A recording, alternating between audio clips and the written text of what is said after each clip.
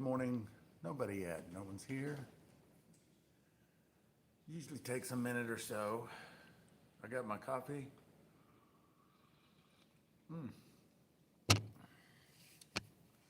It is Saturday morning. Time for the open live. Open live meaning open to the public. These lives, Monday through Friday, are for members only. And it's just a little opportunity for, for us to chat every morning. And it's pretty simple. It's kind of an open format, nothing special about it. Pretty short. Kevin, good morning, brother.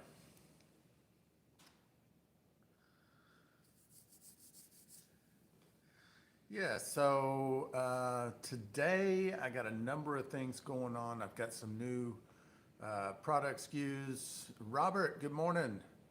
Winsong, good morning, sweetie. Got some new product SKUs to put in the register for the Home Brew Center, and some video work to do.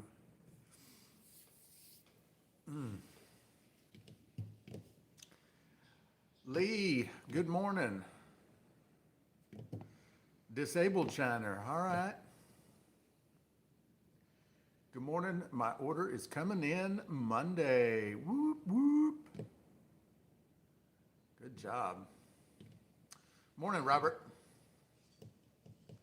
So for those of you that don't know, this is the open live, Rise and Shine Live.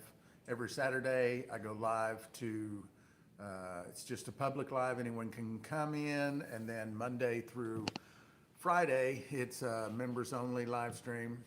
Morning, Terry. Mike, good morning. Howdy from Branson. Shoot, we're damn near neighbors. Good morning, Joe.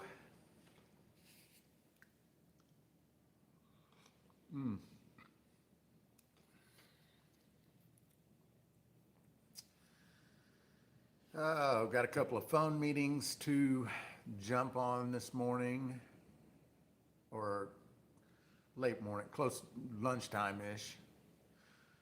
Robert's in Kansas. We are in Fort Smith. Good morning, Joseph.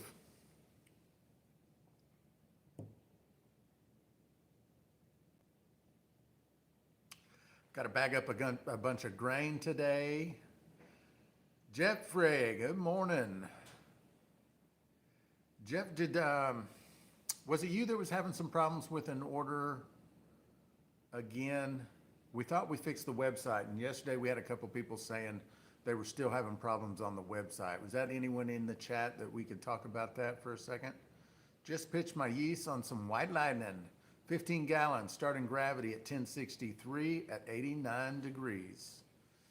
Hell yeah. Don't see anything wrong with that.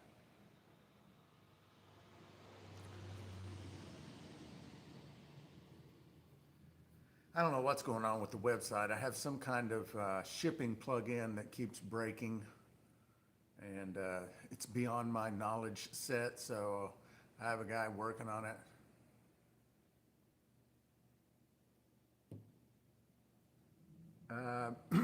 So our guy says the website should be working again, so you might give it a try. If not, just give us a call. Especially if it's not working, please let us know, and then I can tell our guy, hey, it's still not working. It's really weird because we have a hard time testing it to see if it's working, because for most people it does work. It's just a handful of people that have a problem, and so I can't jump on there and test it, because every time I test it, it says it's working fine. It's weird. The first time I ordered it made me put an apartment number in, but last time I ordered it worked just fine for me. Yeah, I did. That was a problem I was able to solve myself, that apartment field where it forced you to put something in there, even if you just put a 0. That's been a problem for a while. Scott Bryant joined the membership. Welcome, welcome, Scott. So if anyone's in the live and they're interested in joining our channel membership, you get a few extra perks. It's $1.99 a month, super cheap. We do this live stream every morning, and plus, I do a little bit of extra content. Joe Goodman, good morning. There's a join button down by the subscribe button unless you're on Apple. What original gravity are you typically getting on your wheated bourbon kits? That's going to give you anywhere between a 1060 and a 1065 if you follow the directions. Some people modify those kits, but if you follow the directions, you're going to be between 1060 and 1065 typically. Flatland, good morning. You got 1040 on the wheated bourbon. So that's either going to be, did you do it using the grains for the enzymes, or did you use the liquid enzymes that come with the kit?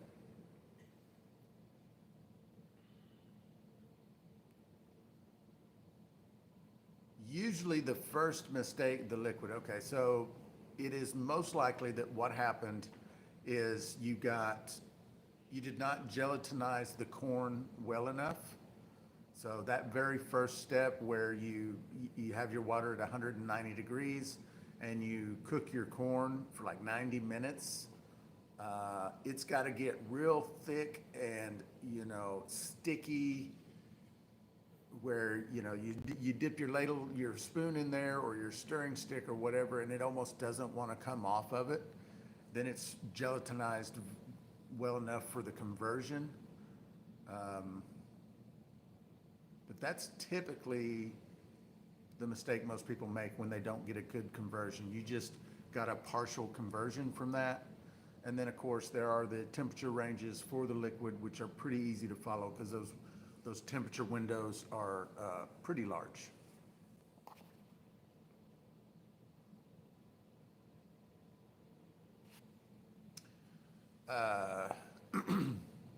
I'm on jar 2 of my Ohio Blue this morning. All right. Is anybody else making a run this good Saturday morning? We've had some pretty decent weather lately. It was quite windy yesterday.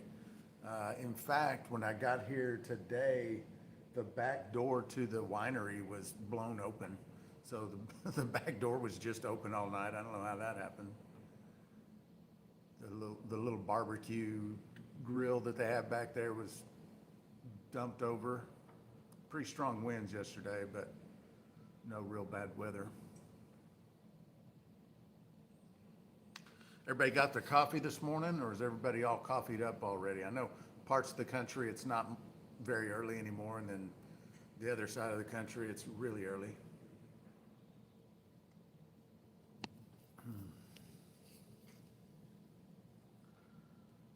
Not this morning. Kevin ran 2 5-gallon batches yesterday. Joe's got some bad weather down there in Bama. Robert's just getting the first cup down. Windy in Michigan also, not bad this morning. Jack Longberry, welcome to the live. Just woke up, working on coffee. Terry Baldwin, running to the prototype shop, new stainless steel parts. Oh, that's right, you got some new stuff coming in. I was hoping my keg came back from the fabricator this week. Didn't make it. Just probably means it'll be here next week. And I'm pretty excited about that. They did have to order some extra parts because there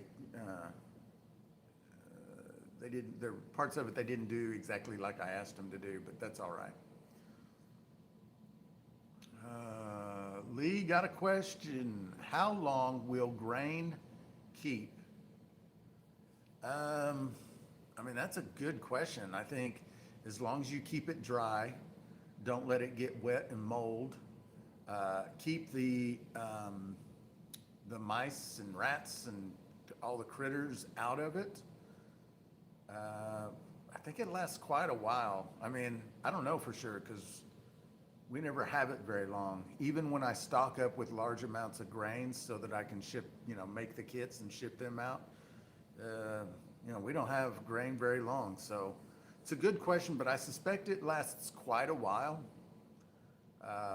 If you just, keep it dry, keep the critters away from it.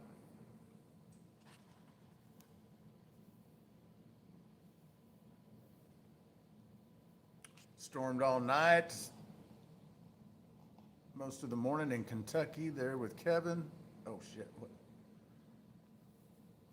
Thunderstorm with hail.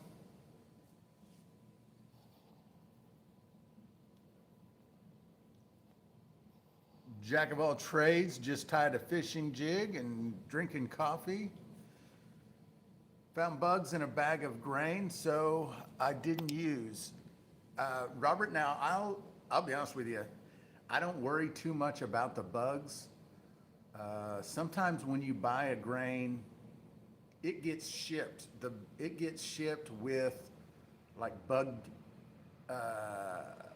eggs in it, I think, because I'll get a bag and open it up and the bugs are already there sometimes. But I'll be honest with you, like I just cook them and run them. I'm not tossing out a bag just because it's got a few bugs in it. Now, if it's like completely infested, I just throw it away, mainly because I just don't want the bugs getting in the rest of my grain. Vacuum seal it, it'll last longer. Yeah, that's true. Winsong's bringing up a good point. Break open your bag and vacuum seal it into 1 gallon bags, which you can fit about 8 pounds pretty easily in the store-bought vacuum, 1 gallon bags. I think they're called 1 gallon bags, like they're 11 by 16 or something like that. Kevin says they're just a little more protein. That's right. Ants and weevils, full send. Yeah. The Olympic Diary. Hey, brother, haven't seen you around in a while. Good to see you in the chat. Good morning. I'm working on my first apple brandy. I've never had to add yeast nutrient to my grain mashes. What are your thoughts on adding nutrients to fruit mashes? It's raining in Tennessee. So I will typically use pectic enzyme and a nutrient in a fruit mash, and just a basic nutrient like an LD Carlson or something like that, nothing fancy. Flatland says bugs don't hurt anything. Jake says never added newts to apple. Iowa Free Thinkers in the house. Good morning. Glad to have you.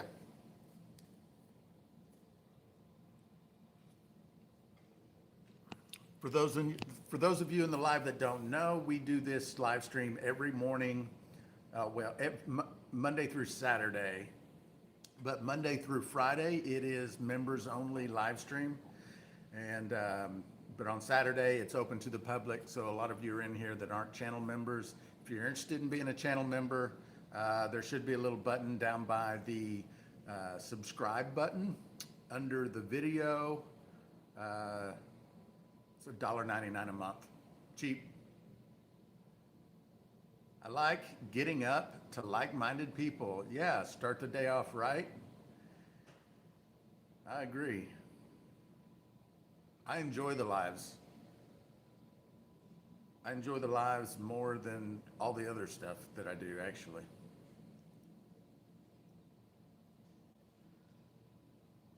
I enjoy the the interaction with you guys. And in the regular videos, I kind of get that because there's a comment section and I can answer comments and questions and things like that. But it's not the same. What temperature do you want your water running to the thumper? What temperature do you want your water running to the thumper? Are you talking about Are you asking about the coil or the condenser? Because I don't run any water to a thumper. Or are you talking about the vapor going into the thumper? Are you talking about the water that you charge the thumper with? Kind of clarify that question for me there, Robert.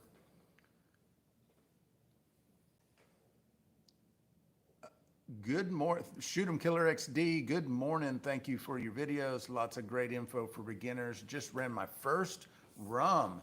Got 3 gallons at 150 proof. Well, hell yeah, that's awesome. Oh, okay, the coil. I just keep it, I don't pay attention to a specific temperature. So I put in my reservoir, you know, I recirculate water from a reservoir. And when we start the run, I just make it straight cold tap water. If I know the run is going to be a long run, then I have ice jugs in the freezer that I will add periodically. And I just kind of, throughout the run, I check it. And as long as it's lukewarm or cooler, I'm okay with it. When it starts getting warm, I'll add more ice. But I don't pay attention to like a specific temperature. I know there are folks out there that say, you know, your coil temperature has to be this, and I mean, maybe they're right. I'm not sure, but I've never noticed a difference. Really, the job of the worm water is just to condense the vapor back down to liquid, and it doesn't have to be super cold to do that. If you put bay leaves in your own grain bag, it will keep weevils out. Hell, Joe, I didn't know that. Thanks for the tip. Hell yeah.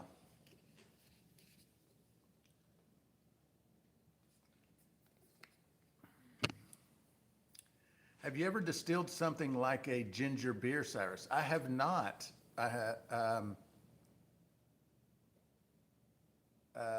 Someone was asking, no, that was ginseng someone was asking about the other day. I have not done a ginger beer yet. What's your favorite mash wash to run? What do you usually proof it down to?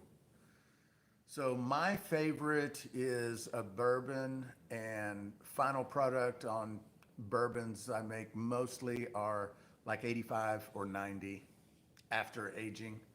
I don't proof it down until after the aging is complete.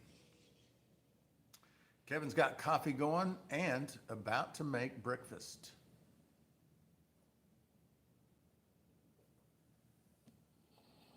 "34 people in the chat right now. That is awesome. If you guys could like the live stream for me, that would be great, because you know, maybe we can get a few more people in here. Start, what do they say? Smash that like button. Yeah, thank you for the likes. Yeah, my favorite are bourbons usually, but there's a lot of other things I like too. I do like the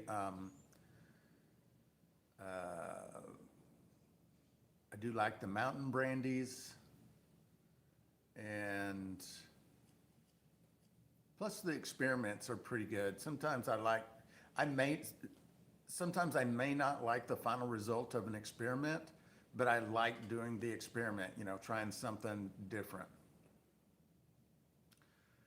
The breakfast cereal bourbon I ran last weekend came out awesome. Thanks for the recipe. You're welcome. It seems like there's been a lot of people follow that cereal bourbon recipe, and it kind of seems like most people are pleasantly surprised by it, just like I was. Bill, good morning. Welcome to the chat.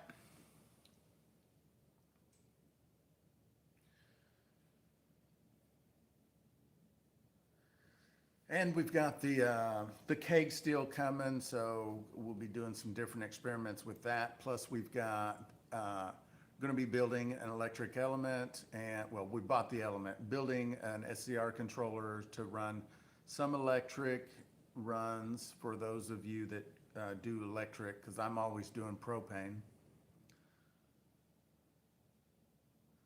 I love how much flavor comes from breakfast cereal. Yep. Mine came out similar to a Glenlivet. You're not the first person to say that, interestingly. I love running stray corn. Yeah, just a good old corn liquor is pretty good. What element are you using in your keg? It's a 1650, 110 volt, 1650 watt, 110 volt. Bill's going to be running corn mash in a couple of days. Hell yeah.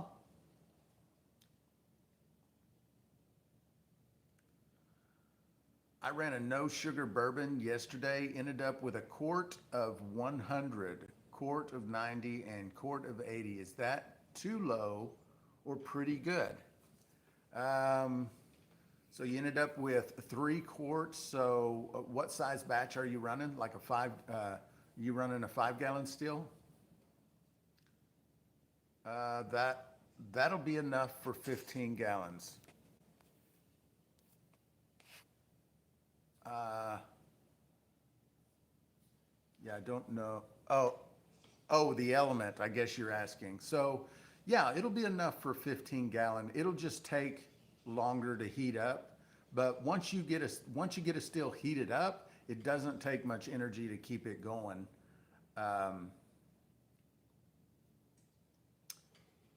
yeah, 1650. Kevin Egner, yeah, 2 runs. So, 3 quarters from 100 to 80, um, 3 quarters from each run. I guess that's what you're saying, Kevin. But yeah, that sounds about right. Depending on your steel, um, I can't remember, Kevin, which kind of steel you have.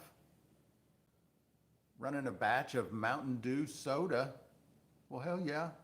I saw a video of a guy making he was doing Mountain Dew into wine or Mountain Dew into mead or something like that. Do fruit mashes ferment slower than all grain mashes? My apple brandy seems to be taking its sweet time. Uh, they can take longer, and plus, I suspect you're using a different yeast um, with your brandy than you do with your daddy. It does seem like daddy ferments a little faster than something like a EC 1118. I don't know what you used for your fruit for your brandy, but 5 gallon Tiger Shine copper still. So yeah, 3 quarts from a 5 gallon still. That's not bad. Not bad at all. Didn't run a thumper. Yeah, that's good. So for a straight pot still run, 80, 90, and 100, you could probably get a little higher than that. You might have had a low ABV for that wash that went into the still. Because you can get a little higher than 100. You should be getting a little higher than 100 for your first quart. And maybe I'm just remembering incorrectly what it was you typed, but it seems like you started with 100 proof. Randy uses electric but runs propane in the beginning to heat it faster. Yeah, I plan to do the same thing, just to use a little propane to get it up to temperature. And then kick off the propane when it's up there or almost up there.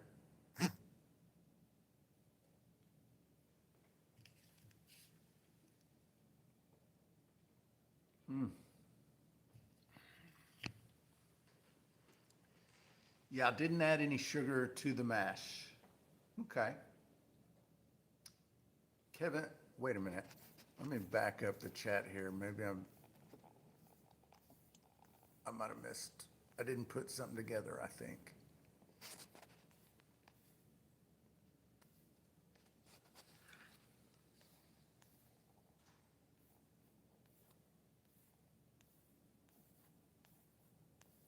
I guess not. I'm not. I was going back through the chat to see who it was talking about only getting 1040 for an original gravity. If that was you, Kevin, oh no, that was Jeffrey. Never mind. When I was going to build a keg still, I was going to use two 21-watt elements. Yeah, you could certainly do that, and then your heat up time is much quicker, and then you can even kick off one of those elements once you've got it going for a 15-gallon. And I'm going to be using up the electricity here at the shop, which I don't pay for, the landlord pays for. And I didn't want to run like a 220 outlet just to run a still. So kind of stuck with 110 watt, and I figured 1650 was going to be good enough. I didn't have to have more than that for 15 gallons. Plus I have the 15-gallon copper Steelco steel, which also has a port for an electric element, so I could use it on both of them. And then of course the Fat 10 from North Georgia also has a port for an element, so I'll be able to use it on 3 of the steels. Wait, 1, 2, 3, 4 of the steels that we have.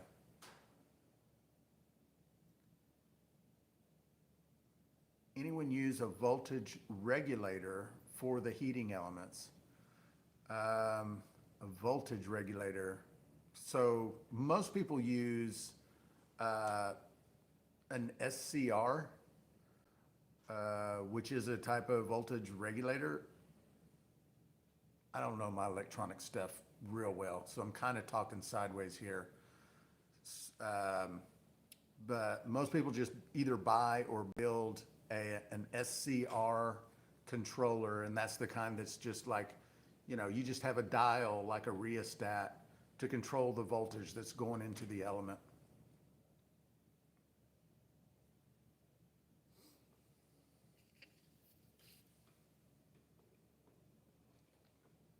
And I'm just going to build one because they're really easy to build. I'm going to do a video about it so, I can show people how easy they are to build.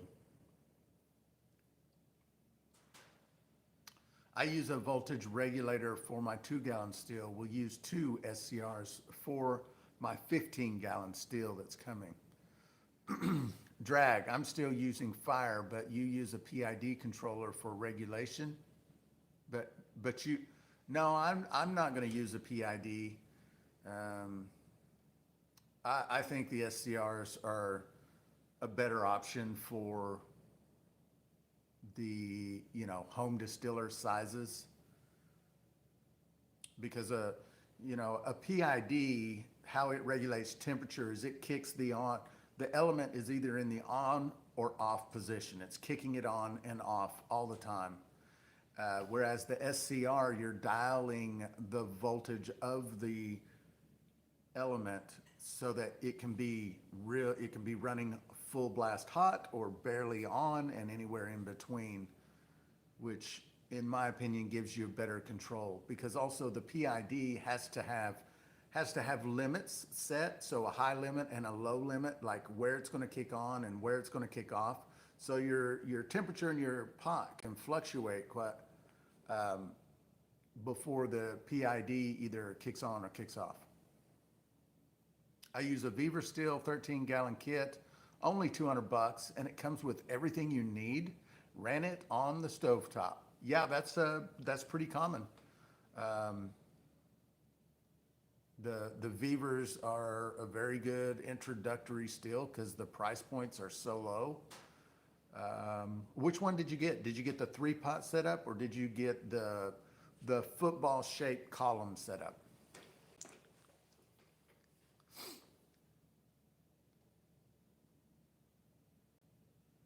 Yeah, I'm pretty excited about getting that keg steel back. I've had that keg steel for quite a while, but there was 0 modifications to it, so it only had the 2-inch hole in the top. And so I didn't run it very often because it's just kind of a pain, because that little hole is the only way to dump everything out or clean it. And it was just it was a lot of work just to use it, which meant I didn't use it very often. So this is going to be, I'm glad to have this thing back in the rotation. XD got a 3-pot. That a lot of people start with that steel. I've read some guys using a PID in manual mode or able to keep continuous energy. Not sure how that works. I'm not either. I imagine there's a way. Um, but yeah, I don't know it. I don't know it. Coil is a bit small though. Yeah, that is a very common modification people make to that particular steel XD. The coil is undersized and so is the thumper. So typically the first modification people make to those steels is they make their own coil in a larger pot or a 5-gallon bucket. That's really common. And then people will also try different ways to upgrade the size, modify the size of the thumper as well. Show and Shine is in the house. Good to see you. PIDs are great once you get them dialed in, but there is definitely a learning curve. SCRs are simple to use for anyone. Yeah, that's Show and Shine. That's why I'm doing the SCR, because it's like, first of all, when it comes to running with electric, I don't have a ton of experience doing it that way, so it makes it simpler for me. And plus, you know, my whole shtick for the YouTube channel is, you know, helping beginners. So I absolutely agree with you. Beginners should start with an SCR. I made my voltage regulator from some cheap parts. I'm glad I did. Gives me control of the flow much better than the on and off function. Coils are tiny on the Viver, but the bubbling noise that worm makes is kind of awesome.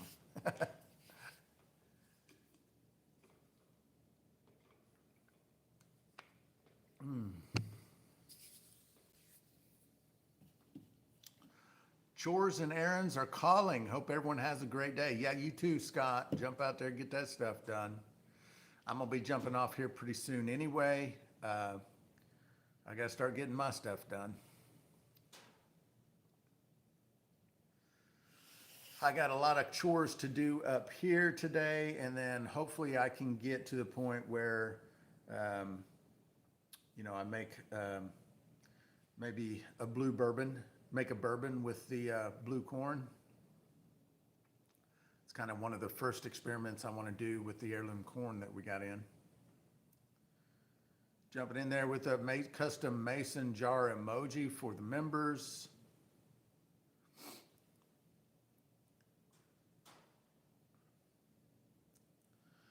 Like I said, we do this live stream every morning for the members, and then it's open to the public on Saturdays. So if you're not a channel member, we do this every Saturday morning, usually about 30 minutes or so. If you want to be a channel member, the join button is down next to the subscribe button.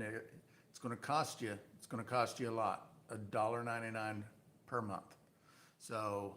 But anyway, if you want to join the channel membership, that's it. You get a few little extra perk. You get those fancy little badges. You get some custom emojis that you can use, and extra video content. Breaking the bank. I know. Like, I'm pretty greedy. That's why I made it an entire $1.99 to join.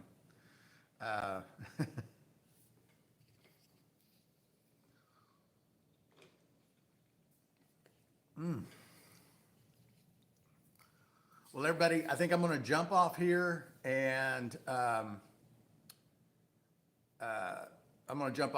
start getting my stuff done. You guys have a great day, and we will see you again Monday morning in the Rise and Shine live stream, or we will see you again Thursday night for the ABV Society live stream. So I'm glad you guys jumped in. Appreciate you. I'll see y'all next time.